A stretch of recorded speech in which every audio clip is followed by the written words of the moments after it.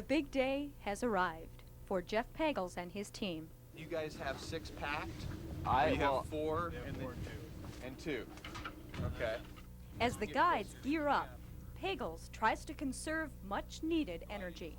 Trying to relax and just hold it all in so I can use it productively. Weather will be the most critical element of this climb, and the sun shines bright with promise. It's here. This is the day.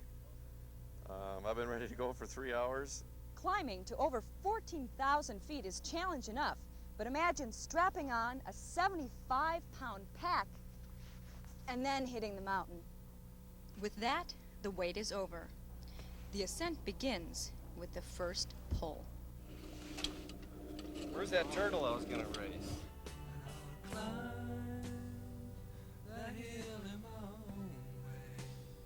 One down, 4 million to go.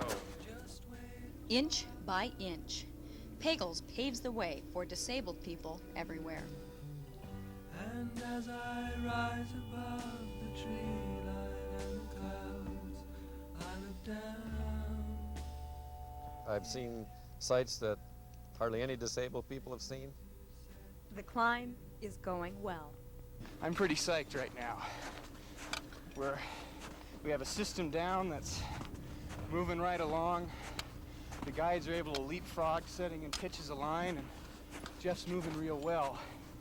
So I think if we keep this up, we're gonna have a good first day up this mountain. As Pagels slowly ascends the mountain, his climb has captured the attention of other climbers. Even the mountain's native inhabitants pop up to take a look. Zoe Amos leads the way for the rest of the Pagels team. As she carries 3/4 of her body weight on her back, she instructs the men on how to breathe in the thin air. A normal day at the office, you might not use the full capacity of your lungs, but out here, especially when we get up at higher altitudes, it's necessary to use all the lung space that you can. Here, at just over 6,000 feet, climbing conditions are almost ideal.